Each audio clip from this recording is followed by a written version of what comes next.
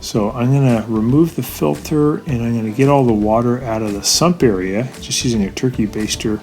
It's probably about a quarter cup of water in there that we have to get out because we're going to lean the machine on its side and we don't want to have all that water leak out. So we're taking out the little covers on the screws that hold the dishwasher into the cabinet, and these I think are Torx 15 screws. We're going to zip out those screws. There should be probably 4 of them, 2 on the right side, 2 on the left side. Sometimes there's also a couple on the top that you have to get out. And a lot of times Miele gives you enough drain hose and fill hose and power line where you don't have to disconnect them, but as you wiggle the machine out, if you feel there's resistance, you may have to go in and disconnect them. So I'm unplugging it, I'm going to turn off the water, and I'm going to disconnect the fill hose because this one's a little bit too short. I'm also going to disconnect the drain line too.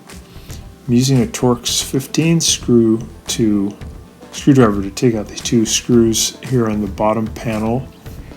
Take that off so that I have a little bit better access. Hey guys, can you take just a second to click on the subscription link below? It really helps our channel, and also the bell notification, so every time we make a new video we can send it right to you.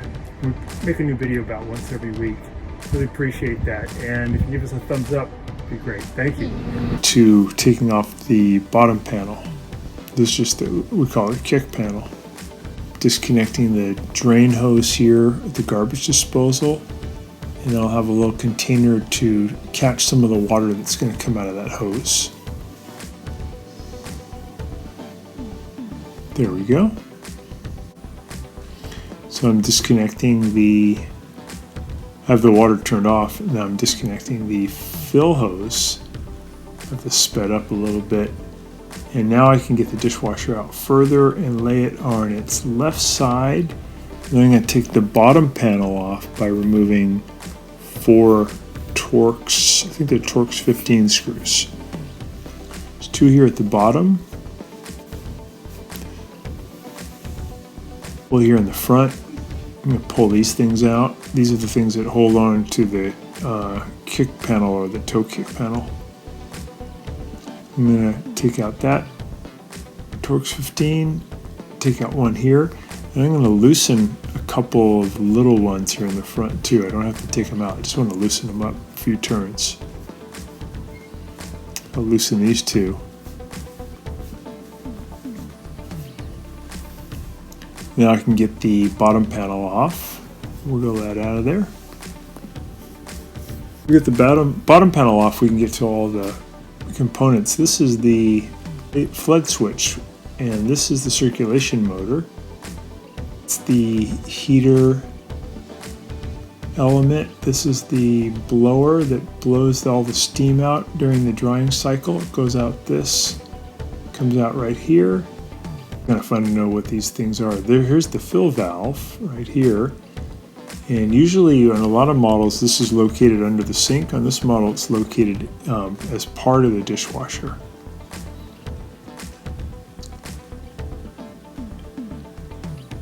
And that is the drain pump right there. See the heater relay down in the lower right hand corner. This is the heater pressure switch, kind of hard to see, but it's located just underneath the circulation pump. Yeah, we're also taking the fill valve and removing the hose off of it. I pulled out the filter. I got the filter underneath some hot water, and I have an old toothbrush. I'm going to clean off all the junk. It was probably 50% occluded with debris that was keeping the volume of water from getting through. The computer only opens a valve for a certain amount of time, and if it's a clogged filter you won't get enough water. We'll put the filter back in and then add the hose back on, get it nice and tight. Water fills, it should come all the way up to just underneath the white plastic filter handle. If it's not coming up that high, you may need a new fill valve, but before that, first try cleaning that little filter. I'm going to get it tight with a pair of pliers. Just push it back into position inside the cavity. There we go. And then we can add the bottom plate back on. We get it all lined up, and we'll add those 4 Torx 15 screws. So we're just going to line up that bottom panel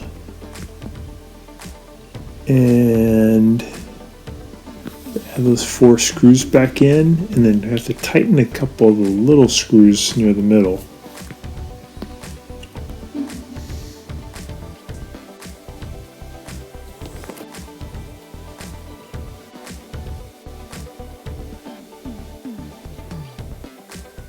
You're going to get it back on its feet, push it back into underneath the cabinet.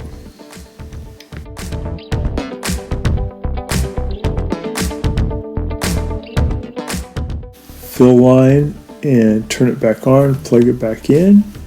We got the drain hose hooked back up. Just give it a little test. Yeah, so it looks better. We got more volume of water moving around, and the pump sounds stronger. One test you could do is you can put a cup in on the upper tray and just let it run for about 5 minutes, and that thing should be full of water. If it's not, if there's no water in there or very little, it means that the pump is not doing a good job getting the water up there. But this one's now doing really good. That's a good test. So we're going to push it back into the cabinet.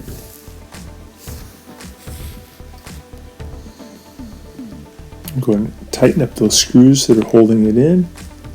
Put the cap back on. So there's 4 of those we have to do. Put the lower tray back in.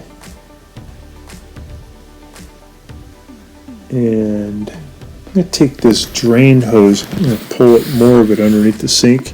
I'm going to bend it in a high arc up above the garbage disposal. This will prevent dirty water from the sink flooding the sink and then flooding the disposer and then flooding through the line into the dishwasher. Now with it in a big arch, it can't flow backwards, so dirty water from the sink cannot pollute the dishwasher. So that's an important thing to do.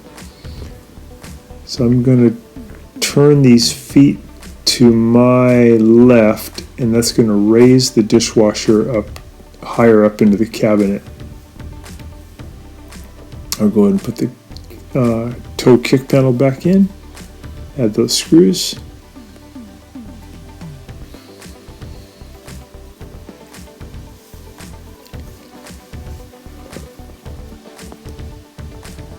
And it's back working. Thanks so much for watching our video. Please leave any comments or questions in the comment section below. We really appreciate that.